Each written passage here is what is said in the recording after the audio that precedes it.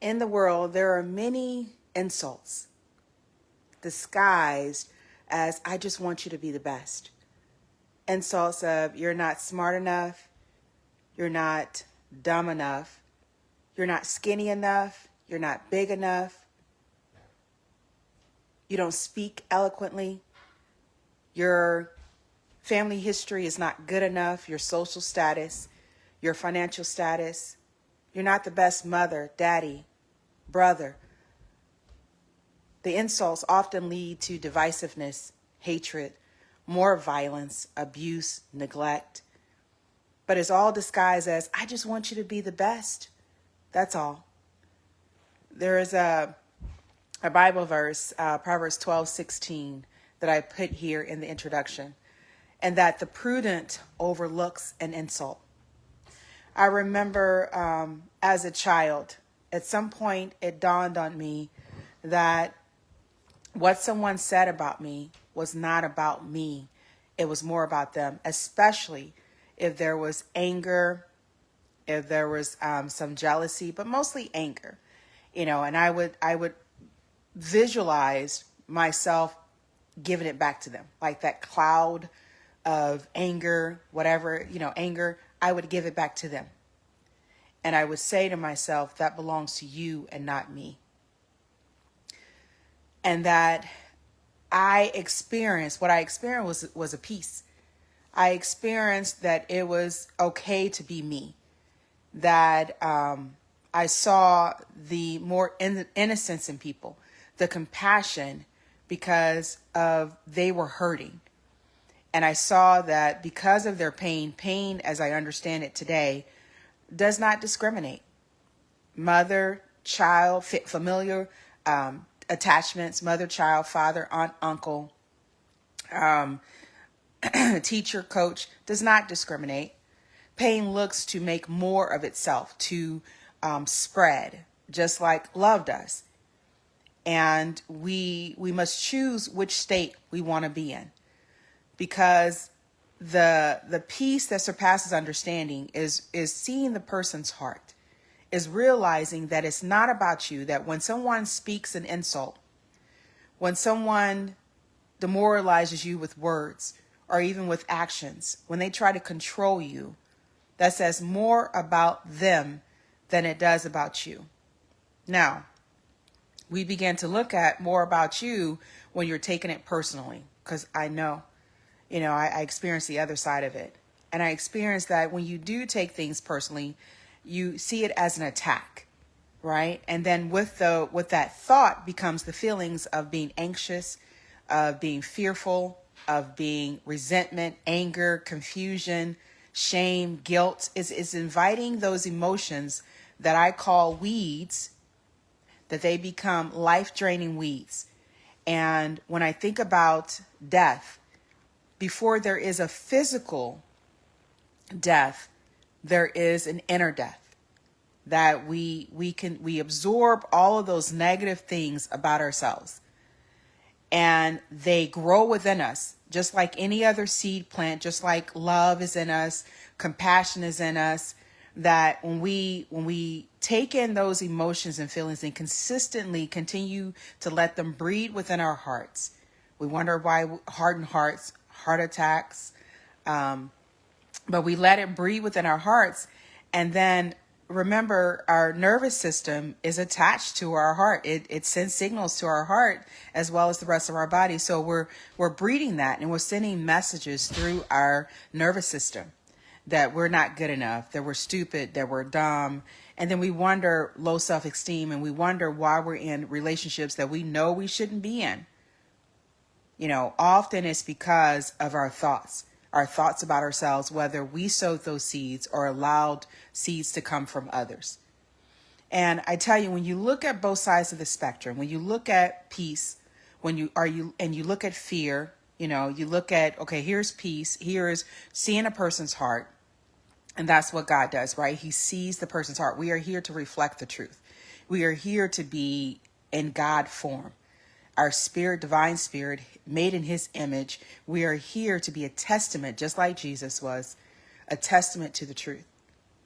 And we cannot be that testament if we're taking things personally, if we're taking it as an attack, and I was talking to my kids today and I said, what is that movie? And Cam told me it was something about babysitters. And I asked them, did they want to see it today at lunchtime? But the statement that the kid made to this monster of a being was that just because you are real doesn't mean I have to be afraid of you. Pain that people feel can often feel so real. You can feel like you're being attacked, and then you internalize that attack. And what happens? We have an internal attack on ourselves. This whole thing about autoimmune conditions where we're actually attacking ourselves. There is, what I believe, is that when we start taking in all of this negative stuff, that we begin to not like ourselves. We begin to hate ourselves. We begin to show this in how we eat, how we speak, how we live, how we talk, the relationships that we have. We begin to show it. And, like my mother told me, nothing occurs overnight. That the body itself, what body can actually continue to survive if it does not like itself? If it's constantly getting the messages internally, that I don't like you, I hate you. And Louise Hay is one that said that we all are dealing with some form of dislike. Even, there are other great leaders that have said that, self-hatred. And we wonder about the violence. We wonder about the misuse or the abuse. Is if we don't like ourselves, if we don't really see who we are, divine spirits clothed in human form, then we're going to do things that are unlike ourselves. We're going to unconsciously do stuff. And when I say unconsciously, I'm talking about that lacking that spiritual knowing, that you are beyond your experiences, that you don't have to take your pain out on others. And I remember thinking as a little child that after all that I had seen so far, with my father and my mother leaving him because he was abusive, and the experience that I had of my own, I was like, this is not how the world is supposed to be. This is not how we're supposed to live. And it's through that journey, that spiritual journey, that I'm realizing more and more that we don't have to be the world, what we see in the world, the seeds of, you did this to me, I hate you, I'm going to shoot you, I'm going to kill you, I'm going to sabotage you. We see it in the world. I was just talking about incidents that happened with my children, and skating. Just recently, a girl that was shot by a kid that made a choice, a consistent choice to carry out the action. And how at any point we can interrupt that thought and say, you know what, I deserve better than that. I don't deserve to sit here and to be angry at you because of what you did, what you didn't do, what you said, and what you didn't say. I deserve to love myself. I deserve to feel freedom, true freedom, spiritual freedom, mental freedom, to be at peace, to focus and to have the focus, to have the discipline, the attention to what I'm here to do versus being distracted. And I was listening to Dr. Miles Monroe. As you guys know, I've shared him, and how, there's the Bible verse, know the schemes of the devil. And many of it that I'm hearing, distracting you from your divine calling. How much do you see of that out in the world, right? Discouraging you that you are not here to do what God has told you to do. That dream that you were given, that vision that you were given, did it, like in Adam and Eve in the garden, did God really say? Right? To get doubt in you, to discourage you, to distract you, to intimidate you, seeing the big giants like David and Goliath, and seeing the giant and you're just like, oh my God, he is too big. But David said, something as big as that, if I just do this, then he will fall. Right? And when you think about Sing, when I think about Sing 2, and how, at the scene where I believe that the daughter Wolf, and she was singing, and, and I think she hit the little things that were moving back and forth, and they were like underneath the evil faces, they were these clowns, right?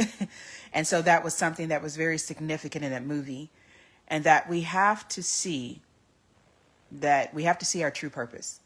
to not be distracted by insults, by words that people use, to not take that information in, to give it back to who it belongs to and let them deal with that. That we deserve better than resentment and guilt. Guilt can lead to neuralgia or nerve conditions. I know, I just recently thinking about guilt, and all of a sudden, I'm feeling this stuff, and I knew exactly where it came from, because in that attention space, I focused on guilt. And sure enough, I started feeling these symptoms. But that once you forgive yourself, because this is a daily renewal. Romans 12:12 tells us to be transformed by the renewing of our mind. This is something we have to do daily, not weekly, not when I get home, I'm going to do it. But we can actually do it while we're sitting at the desk, and take a few minutes and to examine the thought we had, to say, okay, do I choose to go down that path, or I choose to go down the beaten path, the narrow path that says, I am not this world. I am not defined by what I go through, what I experience. And just because others have been through it doesn't mean that I have to go through it. So it is a daily renewal. It is, God knows no time. That I know the world sets time on us. 8 o'clock, you have to do this. 8:30, you have to do this. 9 o'clock, you have to do this. And we can get so busy, so distracted, that we miss what we're supposed to do. And if your mind is calling for you, anything that pops up, we have daymares, we have nightmares. And that's often things that pop up that we do not address, that we have not addressed, triggers that we have not addressed in ourselves. No matter what your profession is, if it's nursing, passing your NCLEX, I have many clients that I've worked with that had this. They needed to renew their mind, to get rid of fears and doubts and shame and guilt and resentment and anger. Because I would tell them, you're going to need to pause, because I need to take you. You are here and we need to get here. And if you're not ready, and they would say, I'm ready. I need to do this. That we need to say, I'm ready. That when we have that experience of an insult, we need to say, I'm ready. This is my test to prove that I will not let the world shape me. I am already formed in divine spirit. That through this life, as this spiritual journey goes, we are to align our human characteristics, genetics, because you were given certain gifts and talents and abilities. And we are to align that with our spiritual nature, our God form. Right? Christ-like, Christ mind, as Wayne Dyer would say, the mind of Christ is what we should strive for, right? It's not about a religion, but it's a spiritual unfolding that we do. And when we unfold, we show our true nature, the true nature that knows we are greater than anything else that we have, that we are more powerful than we can imagine, that we can cause our own destruction as well as our own living life abundantly. That we didn't come here to be bitter. We came here to show the world, right? Light our light. That we are chosen to be here in 2025, to be a light in the darkness. So wherever you are seeing, whatever you are experiencing, because, insults come in many forms. They can come from your children. They can come from your spouse. They can come from your in-laws. They can come from your parent, your brothers, your coworkers, your employees. They can come from your employer. But you have to stand in the moment and be there. Because so many, we have this rush. We're already, many of us trained to be this rush.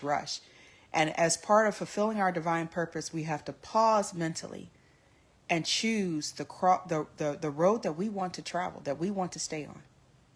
And it's not of anger, and it's not of turmoil where you can't sleep at night, where you're overeating, over-exercising, under-exercising, under-eating, where you're not taking care of the body, the awesome body that you have.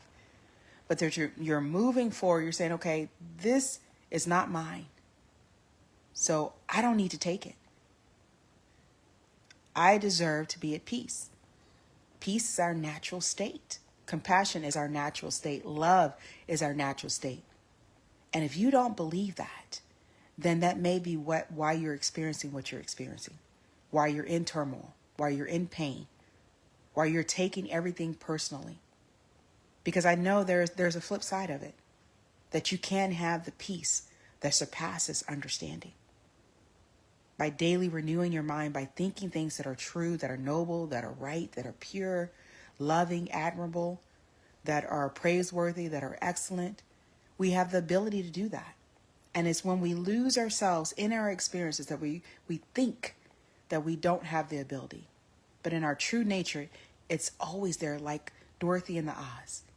It was there all along. And the reason we found out is because we turned our attention to that. We were grateful for that. What we desire is already there if we just turn our attention to it. I'll talk to you guys soon. I wasn't planning on doing this. It came across my mind to get on live and to share this message.